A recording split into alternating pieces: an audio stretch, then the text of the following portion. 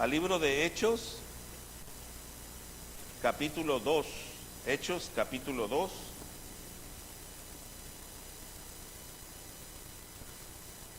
Los que saben qué dice el capítulo 2 de Hechos van a estar expectantes cómo va a abordar el tema el pastor de las lenguas. Entonces vamos a aprender lo que es verdaderamente las lenguas entre este domingo, el que sigue y varios más, creo.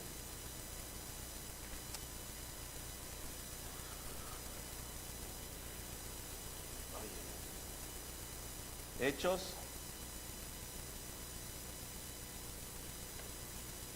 capítulo 2, versículo 1 al 4. Gracias por ponerse de pie en reverencia a la palabra de Dios. Dice así la palabra de Dios en el nombre del Padre, del Hijo y del Espíritu Santo. Cuando llegó el día de Pentecostés, estaban todos unánimes juntos, y de repente vino del cielo un estruendo como de un viento recio que soplaba, el cual llenó toda la casa donde estaban sentados, y se les aparecieron lenguas repartidas como de fuego, asentándose sobre cada uno de ellos. Y fueron todos llenos del Espíritu Santo, y comenzaron a hablar en otras lenguas, según el Espíritu les daba que hablasen. Vamos a orar. Señor bendito Padre, gracias por tu palabra, Señor. Gracias porque tú eres bueno y nos das este alimento espiritual que tanto necesitamos. Señor, también necesitamos de tu Espíritu Santo. Necesitamos, Señor, que la sabiduría de tu Espíritu nos llene para poder discernir tu palabra, para poder predicarla expositivamente, correctamente, pero también para recibirla, Señor. Señor, permite que este siervo inútil pueda, Señor, explicar este pasaje que tú has inspirado y que podamos entenderlo bien en su contexto y que podamos, Señor, practicar lo que aprendemos.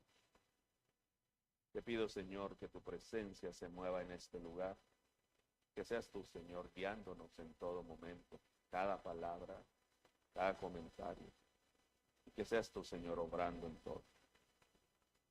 Te lo pedimos en Cristo Jesús, Señor nuestro. Amén. Pueden sentarse, hermanos.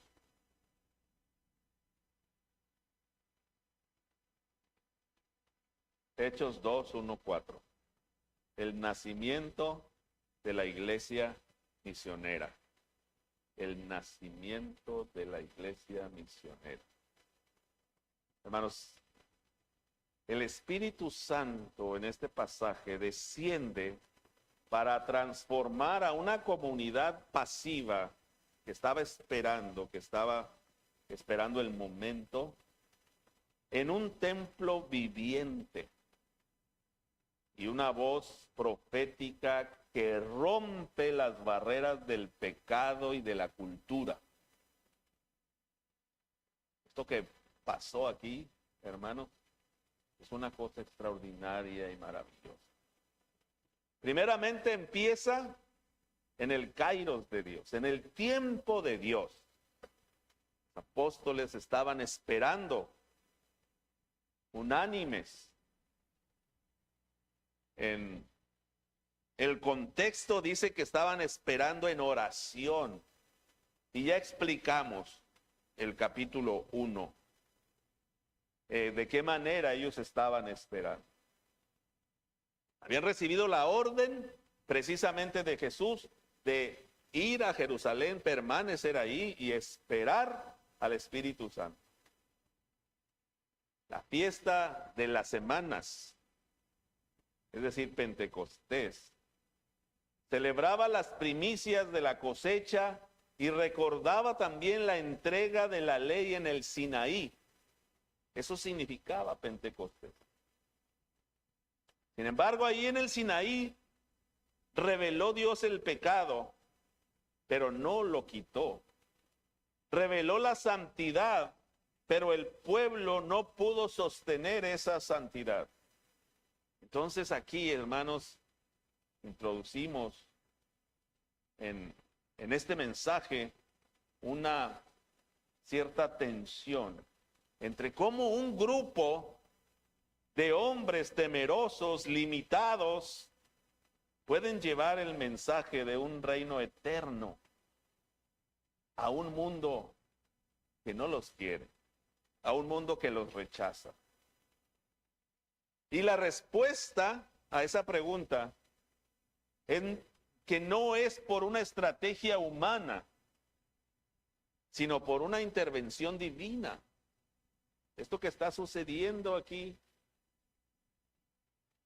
es precisamente la promesa que Cristo les había dado que esperar. Pero si en el monte Sinaí fue el monte donde la ley nos fue dada, Pentecostés aquí en el aposento muestra hoy la promesa cumplida. Por lo tanto, hermanos, para comprender hoy nuestra identidad y nuestro origen como iglesia, debemos de analizar este instante, este momento, donde en el tiempo preciso de Dios, no de los hombres, se alineó el cumplimiento de la redención que Cristo pagó en la cruz. Sin el Espíritu Santo morando en la iglesia, no podemos realizar la misión que el Señor Jesucristo nos dejó. Era imposible. Por eso este grupo de personas estaban aquí reunidos esperando primeramente este momento tan preciado. Nadie sabía cómo iba a ocurrir, nadie sabía qué iba a pasar, pero estaban esperando este momento. En el versículo 1 vemos precisamente esa preparación para la promesa. Cuando llegó el día de Pentecostés, es decir, el tiempo exacto. Y aquí la palabra, hermanos, indica que el tiempo de espera se estaba ya cumpliendo. Dios es el Señor de la historia. Dios es el Señor del tiempo y del calendario. Los discípulos, dice aquí, que estaban unidos. Pero esta unidad de los discípulos no produjo el avivamiento. Fue la promesa de Dios. Pero esa unidad en la oración sí creó un buen recipiente para recibir ese avivamiento. Nos podemos dar cuenta entonces aquí que la iglesia no puede manipular el tiempo de Dios, pero debe estar siempre preparada para obedecer, para actuar. Miren, en la tradición judía, en el primer siglo, Pentecostés era celebrada, en el día de Pentecostés era celebrada la entrega de la ley en el Sinaí. Y de aquí voy a agarrar algunas conexiones muy interesantes, muy importantes también. Pentecostés no inició con la venida del Espíritu Santo.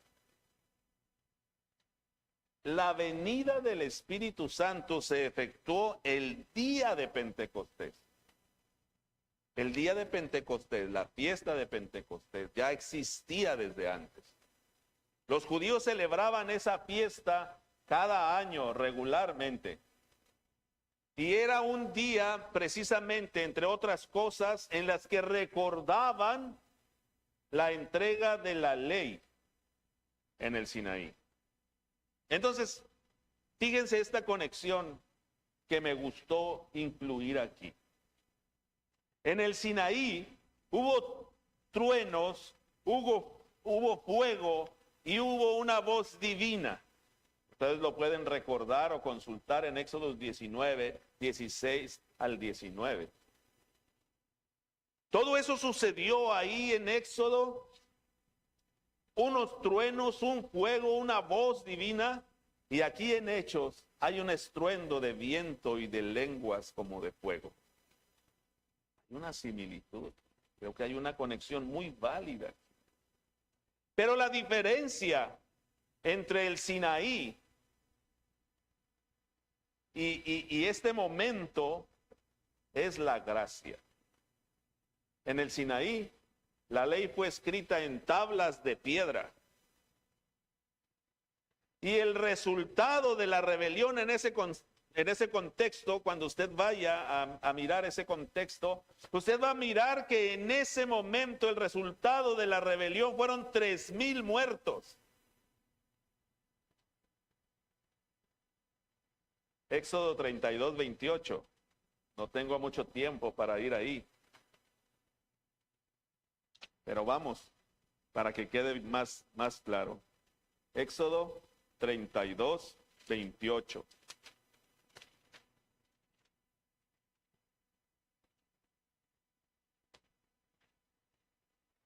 Dice, y los hijos de Leví lo hicieron conforme al dicho de Moisés, y cayeron del pueblo en aquel día como 3,000 hombres por su rebelión. Aquí más adelante, ya aquí en Hechos, más adelante vamos a ver que hubo 3,000 salvos, 3,000 convertidos. El Espíritu escribe la ley en piedra en Éxodo, pero aquí en Hechos la escribe en los corazones de las personas. Ahí en el versículo 41, usted puede mirar y cotejar lo que estoy diciendo. Así que los que recibieron su palabra fueron bautizados y se añadieron aquel día como 3,000 personas y perseveraban en la doctrina. 3,000 muertos en la primera manifestación de Dios en el Sinaí, cuando la rebelión del pueblo se hizo manifiesta, murieron 3,000. Aquí 3,000 vivieron eternamente. Hay una conexión interesante, ¿verdad que sí? Pentecostés entonces marca la transición de la Torá, de la ley, una ley externa, a la Torá interna prometida en Jeremías 31. Escribiré la ley ahora en sus corazones. Qué interesante está esto, hermano. Yo ayer me dormí a las 2 de la mañana dándole otro. Me río porque le dije a un hermano, yo ya tengo listo el sermón. Espero dormirme bien temprano. Pero siempre que le doy otra leída, hermanos, hay algo que digo, ay, esto aquí le voy a agregar. Hermanos, esta conexión está interesantísima. Si usted puede, hermanos, profundice en eso. Investigue más en eso. Pero mire, aquí hay algo que nosotros tenemos que reconocer: la importancia de la obediencia es fundamental. Los apóstoles no se emocionaron y se fueron luego a predicar la palabra, no. Ellos primero pensaron en obedecer. Y el Señor les dijo, vayan y permanezcan ahí, espérense hasta que venga el Espíritu Santo sobre ustedes. Obedecer aquí, la obediencia aquí fue fundamental. Y estaban todos unánimes juntos. En versículos anteriores dice que estaban unánimes en la oración. Amén. No se le olvide que la obediencia es el fundamento para un avivamiento. Nunca va a haber un avivamiento en la iglesia si la iglesia no es obediente.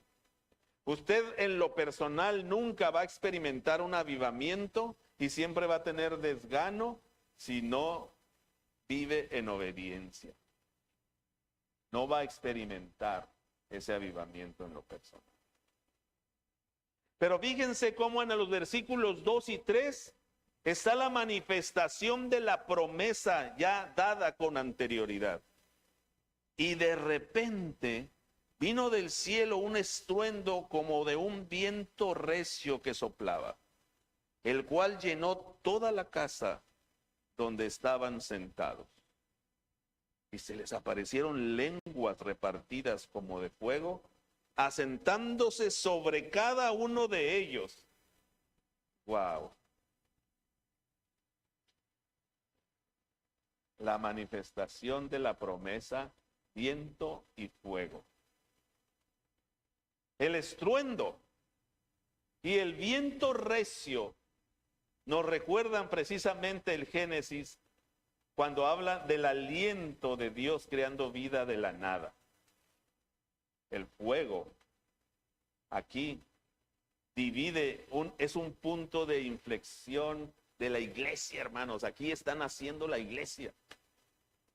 Y la iglesia se fundamenta precisamente en este soplo del Espíritu Santo. Pero hay otra conexión muy interesante e importante.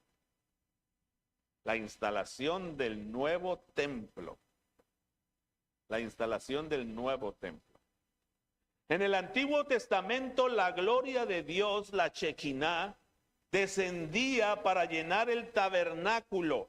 Anote, Éxodo 40:34 para que lo investigue. Y el templo de Salomón, construida en Primero de Reyes 8, 10 y 11, era inundado también por la presencia de Dios como una nube. Aquí hay un cambio de locación. Aquí hay un cambio de templo.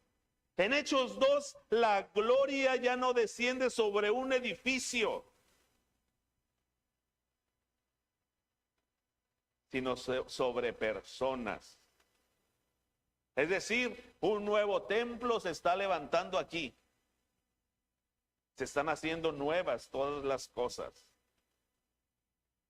Y las lenguas repartidas como de fuego, el hecho de que las lenguas de fuego se posaran sobre cada uno, indica también el sacerdocio, ya no una casta de sacerdotes, como en el Antiguo Testamento, sino que indican que cada creyente es ahora un espacio sagrado, un templo del Dios vivo y un sacerdote individual. En cada uno habita ahora la presencia de Dios. Es decir, la presencia de Dios ya aquí se está generalizando para todos los cristianos. Y la casta de sacerdotes pasa a ser ahora caduca. Ahora entiendo por qué toda la élite sacerdotal no quería a Cristo, porque estaban siendo afectados en sus intereses. Ahora ya no tenían el control de la gente. Ahora cada persona es un sacerdote. Y en cada persona viene a morar el Espíritu Santo de la promesa. ¡Qué maravilla! ¡Qué maravilla! Dice la palabra de Dios que todos fueron llenos del Espíritu Santo.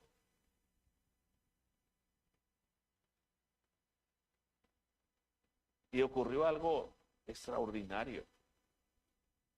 En el versículo 4 ocurre algo extraordinario.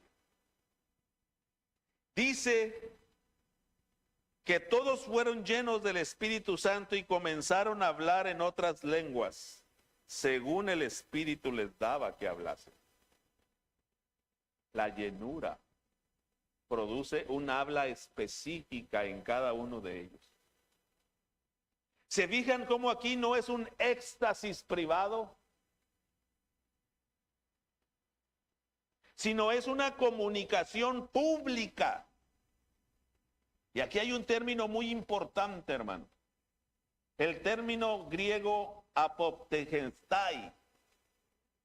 Y es importante porque nos dice que Dios tomó sus cuerdas vocales para emitir decretos divinos. Hablar, el verbo hablar, comúnmente se registra como lalein, o sea, hablar en griego. Pero aquí se usa otra palabra. Lucas selecciona la palabra apoptegestai para describir la acción de los discípulos bajo la influencia del Espíritu. Este verbo, hablar, no era la misma palabra que se usaba para hablar comúnmente entre las personas. Tenía un significado y tiene un significado especial, con un énfasis. No es un hablar común, sino se traduce como declarar, como anunciar, como proclamar con autoridad. Eso significa la palabra. No es solamente hablar palabras. Por eso aquí, hermanos, Lucas no está usando la palabra lalein, hablar, sino declarar con autoridad. Apoptegestai. Hermanos, yo no sé mucho griego, apenas voy a aprender. No quiero que sientan como que yo sé mucho y hasta griego sé. Pero es que la palabra aquí, cuando yo hice esta exégesis, me pareció muy importante mencionarla y diferenciar entre la palabra, el verbo hablar común y esta palabra que significa declarar con autoridad, proclamar, por así decirlo. Ahora, al usar este término, Lucas está vinculando este evento precisamente con la promesa de Joel 2:28, que Pedro va a citar unos momentos más adelante. Vuestros hijos y vuestras hijas profetizarán. Mire qué importante. Mire qué interesante lo que está pasando aquí. Estaban hablando otras lenguas, pero no era en una situación de éxtasis, de poner los ojos en blanco y de hablar cosas ininteligibles. No, no, no. Aquí la palabra especial que está usando Lucas es que estaban proclamando algo con autoridad. Entonces, si el término implica una proclamación, significa que está esta palabra llena de peso, llena de autoridad y tiene claridad divina. Lo que los discípulos hacían no era un balbuceo extático o incoherente como en muchas religiones de aquel tiempo de misterios o algunas religiones ahora que practican este tipo de lenguas incorrectamente. Aquí la palabra apoptegestai es importante, porque la palabra significa proclamación con autoridad y poder. Aquí, una proclamación que proclama las maravillas de Dios. Una palabra que da a entender que esta gente estaba hablando con autoridad y proclamando las maravillas de Dios. Y todos empezaron a hablar en diferentes idiomas.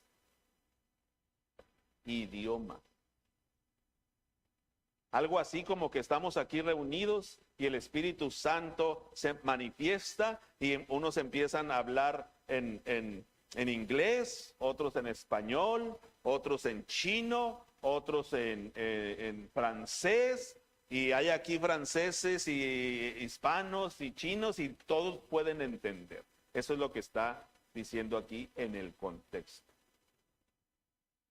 Pero lo que encierra este versículo, hermanos, es que la llenura del Espíritu no es un fin en sí mismo. Es decir, no es una experiencia mística, mágica. Lo que está encerrando este versículo es que esta acción del Espíritu es un medio para llegar a un fin, la proclamación profética. Vuelvo a repetir. La llenura del Espíritu no es un fin en sí mismo, sino un medio para un fin. ¿Y cuál era el fin? La proclamación de las maravillas de Dios. Entonces no está hablando aquí de una experiencia mística, de poner los ojos en blanco y hablar balbuceos que nadie entendía. La palabra que estamos analizando aquí es importantísima, apoptegestai, para entender la diferencia entre solamente hablar o hablar místicamente. Esta palabra de hablar con autoridad la usaban los filósofos de aquel tiempo, la usaban los místicos de aquel tiempo, la usaban los profetas de aquel tiempo. Es decir, no era un hablar, era un proclamar. Quiero que se entienda bien esto para continuar con lo siguiente. Aquí es muy importante observar que esa llenura del Espíritu Santo no anuló ni anula nuestra mente ni nuestra voz, sino que las consagra y las dirige para que nuestras palabras humanas se conviertan en el vehículo del mensaje de Dios. Un mensaje que si no lo pueden entender, no tenía razón de expresarse. Por eso más adelante nos vamos a dar cuenta que medos del Ponto, de Capadocia, de Mesopotamia, todos entendieron lo que estaban hablando, entendieron el mensaje del Evangelio. Entonces, cuando nosotros analizamos este pasaje y nos damos cuenta, hermanos, que el Espíritu Santo no anula nuestra mente, no anula nuestra voz, sino que más bien la dirige y la consagra en un sentido, esa comprensión destruye cualquier interpretación que busque en Pentecostés solo una experiencia emocional. Pentecostés aquí es ante todo una llenura de la verdad divina en el lenguaje humano. Aquí se está dando un lenguaje humano. Idiomas. No cosas mágicas, místicas de ningún tipo. Porque la intención del Espíritu aquí, lo que quiere comunicar, es que no es una posesión donde el hombre pierde la conciencia, donde despierta y ya no sabe ni lo que dijo ni lo que sucedió. Aquí lo que está pasando no es una posesión, es una capacitación, donde la personalidad del creyente es usada por el Espíritu Santo. No está perdiendo la conciencia. No vuelve del éxtasis y luego le tienen que platicar qué dijo y qué pasó. Es algo consciente que el Espíritu Santo usó todo su razonamiento y su capacidad cognitiva de las personas para proclamar el mensaje perfectamente comprensible para todos. Tan perfectamente comprensible para todos que cada uno escuchaba en su propio idioma. Eso es lo que está pasando aquí, hermano. Pero encontré otra conexión. La conexión en Génesis 11, en la Torre de Babel, ¿se acuerdan? En la Torre de Babel, las lenguas fueron el juicio que dividió a la humanidad porque estaba desobedeciendo a Dios. Y aquí las lenguas son la gracia que une al pueblo de Dios. El Espíritu, hermano, no elimina las lenguas locales, las dignifica, las convierte en un vehículo del Evangelio. Y entonces la palabra se santifica para poder llevar el mensaje del Evangelio a todas las personas y que lo puedan entender. Entonces aquí hay una reversión de Babel. ¿Se fijan? En este lugar estaba pasando dijéramos, el perdón de Dios ante el pecado de Babel y ahora manifestándose en unas lenguas donde unen. Yo creo que esta conexión es potente. Porque aquí miramos la dispersión en Babel contra la reunión y la unidad. En Babel Dios confundió las lenguas para dispersar a la humanidad en juicio por su soberbia, que querían alcanzar y llegar a ser como Dios. Pero aquí en Pentecostés, hermano, Dios utiliza las lenguas para reunir a las naciones en una sola cosa, en adoración a Dios verdadero. Porque el Espíritu Santo, cuando llega a las personas, la respuesta es la adoración al Señor. No hay otra manera.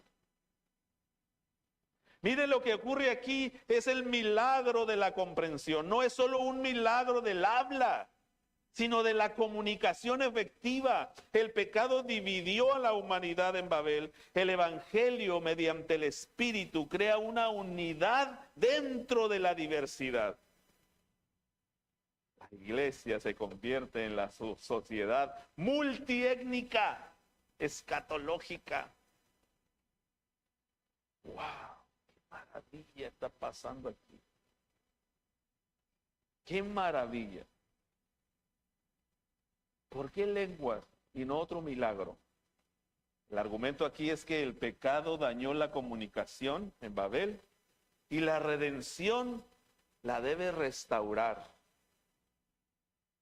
Si el Evangelio, hermanos, es para todas las naciones, el Espíritu debe romper la barrera del etnicismo judío, del etnicentrismo judío.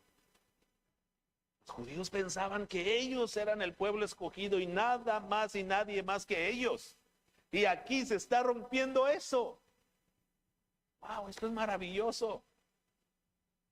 Cuando yo iba a preparar el mensaje dije 4 versículos. No, me parece que voy a agarrar hasta el 13. Y cuando empecé a preparar el mensaje en la semana dije, no, wow, aquí hay mucho. Creo que 4 está perfecto. Porque hay tanto aquí, hermanos, y tantas conexiones válidas, que es asombroso lo que estaba pasando aquí, es maravilloso. Pero fíjense un detalle tan crucial y tan hermoso. Dios aquí estaba uniendo en un solo cuerpo llamado iglesia a todas las razas, pueblos y naciones. Aleluya, gloria a Dios. Wow. No hay una nación de Dios. Eso es antibíblico, hermano. No hay una nación que digan, ay, esta es la nación de Dios y esto debe de prevalecer en todo el mundo. Eso es antibíblico. Lo que es bíblico es que el pueblo de Dios, la iglesia, es el pueblo escogido de Dios. Ahora, aquí queda de manifiesto. Así que, hermanos, siento romper los corazones de muchos y siento mucho tener que decir esto aquí, en esta tierra donde estoy predicando, pero Estados Unidos no es el pueblo de Dios, ni la nación de Dios, ni México, ni Israel, ni Rusia, ni China, ni Brasil. No existe tal cosa como un destino manifiesto. No es el Dios el que quiere que una nación domine todo el mundo. Eso es antibíblico. Así que no esté usted creyendo y pensando y diciendo, como dicen equivocada mucha gente, Venezuela para Cristo, México para Cristo. No, eso no es correcto.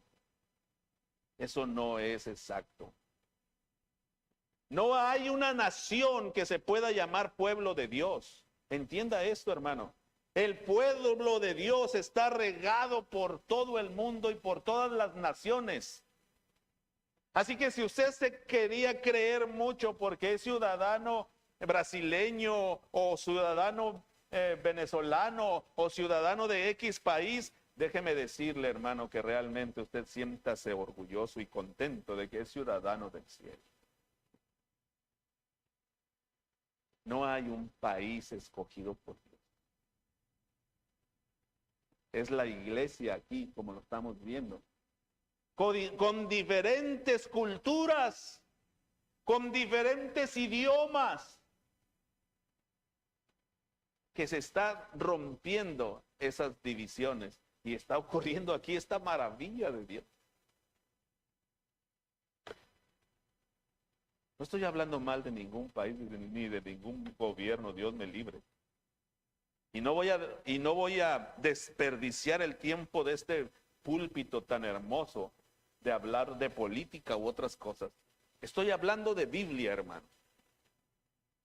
Estoy hablando de la palabra de Dios, comprendida, entendida, explicada. Y aquí la palabra de Dios nos dice que las diferentes lenguas fue porque se alcanzó a todas esas nacionalidades y 3,000 de los que estaban ahí se convirtieron por ese mover del Espíritu Santo, que se pudo proclamar la palabra. Entonces, hermanos, otra de las cosas son las cuales se recordaba en el tiempo de Pentecostés son la consagración de las primicias. Pentecostés era la fiesta de las primicias. Y mire, tenía una conexión con la cosecha. Pablo llama al Espíritu las primicias en Romanos 8, 19, 23. Oh, qué bonita conexión. La venida del Espíritu aquí en Hechos 2 es el anticipo, la garantía de la cosecha final de la resurrección. Lo que sucedió aquí en los discípulos en Hechos 2 es una muestra de lo que Dios va a hacer con toda la creación al final de los tiempos. Así que, hermanos, déjeme decirle algo. Es un error predicar este versículo y este capítulo 2 solo como un evento de poder personal, de que la gente o los discípulos adquirieron un poder especial de manera personal. No, porque estas conexiones que estamos viendo nos demuestran que fue un evento y sigue siendo un evento de identidad corporativa y de una misión histórica. Aquí está surgiendo la misión, está surgiendo la iglesia y está surgiendo la iglesia como una corporación más allá de las fronteras geográficas, culturales o idiomáticas.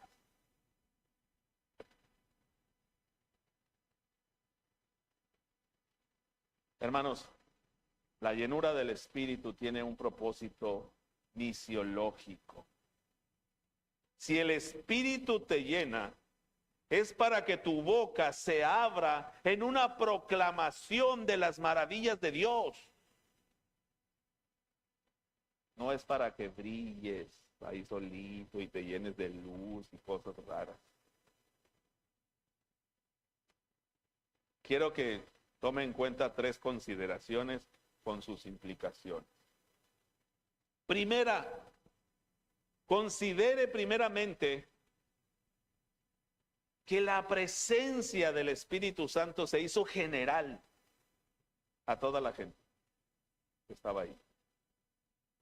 Y eso implica que si el Espíritu se posó sobre cada uno, ya no hay categorías de creyentes, ya no hay creyentes de primera ni de segunda. El poder para el testimonio está disponible para todo, para todo.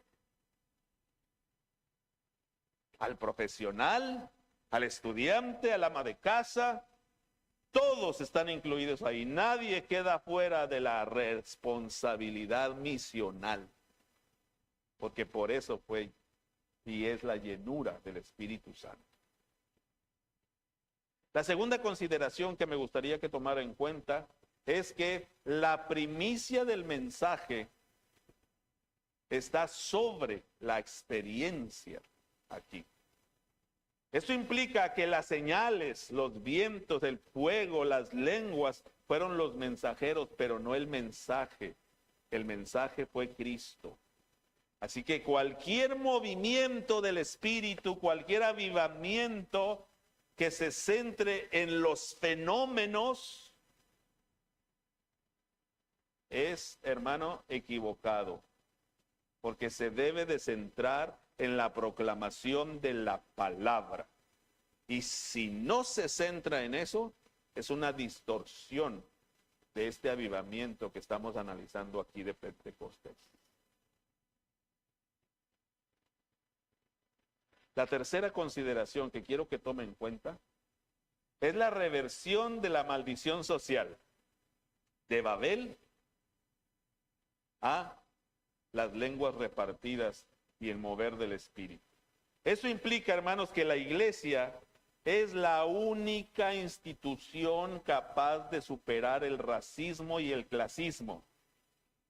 Porque el Espíritu habla todos los idiomas. Nuestra misión debe ser intencionalmente transcultural, hermanos, porque así nació la iglesia. Así que, hermanos, no hay tal cosa como que yo soy blanquito, yo soy negrito o yo soy color cartón. Porque aquí la iglesia es multiétnica, multicultural, es amplia. Así nació la iglesia. Así que o volvemos a la palabra, volvemos a nuestro origen, o seguimos perdidos con actitudes equivocadas de racismo, de clasismo, que eso no es la iglesia de Jesucristo. He encontrado, hermanos, tristemente lugares donde llega la gente de color y le dicen, búscate una iglesia acorde a ti. O llega uno color cartón, búscate una iglesia como tú, con tu cultura. Tristemente.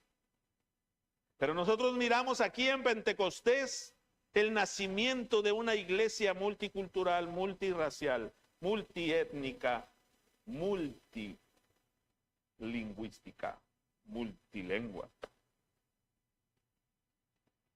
No tenemos nada de qué sentirnos orgullosos. Ni dónde nacimos, ni de qué color somos, ni qué posición social tenemos. Porque en Cristo todos somos iguales. Todos somos llenos del Espíritu Santo y todos valemos lo mismo. Qué pena si no lo comprendo. Así que, hermanos, a partir de ahora no podemos seguir celebrando Pentecostés como un evento histórico nada más. Tenemos que vivir como el Espíritu Santo vivo y vive en nosotros. Porque si el mismo Espíritu que levantó a Jesús de los muertos y descendió en fuego en hechos habita en nosotros, ¿por qué nuestra proclamación es tan débil y nuestra santidad es tan frágil? Hermanos, Pentecostés no fue un fuego para calentar la iglesia. sino para quemar las barreras que nos impiden alcanzar al mundo. Un cristiano sin el fuego del Espíritu es una contradicción teológica. Un cristiano sin el fuego del Espíritu, ¿qué vida tiene? Entienda esto, hermano. Dios envía su Espíritu para revertir el juicio de Babel, habitar en el nuevo templo que es el creyente y dotar a la iglesia de una voz profética, apoptegestai, que las naciones puedan entender. No es una experiencia para el disfrutar privado, es un equipamiento para la proclamación pública y universal del Evangelio. Y la iglesia es el receptáculo de eso. Es la razón de existir de la iglesia, la proclamación del Evangelio.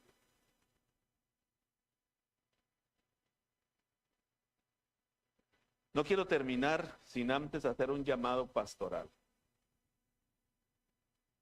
Si usted es un creyente comprometido, hermano, reconozca que la tarea que tiene por delante es humanamente posible. No intente hacer la obra de Dios sin el poder de Dios. Vaya a su comunidad, vaya a su trabajo, vaya a las familias con autoridad de apoptegestai, sabiendo que el Espíritu Santo es quien garantiza la cosecha. Hermano, no es usted, es Dios. Usted no convence, el Espíritu Santo convence. Usted no redarguye, el Espíritu Santo redarguye. Su labor simplemente es llevar el mensaje. Y si usted se siente estancado, si usted es ya creyente, pero se siente estancado, que no está creciendo, quizás tu altar personal está frío. Ha sustituido el poder del Espíritu por métodos humanos, por activismo religioso.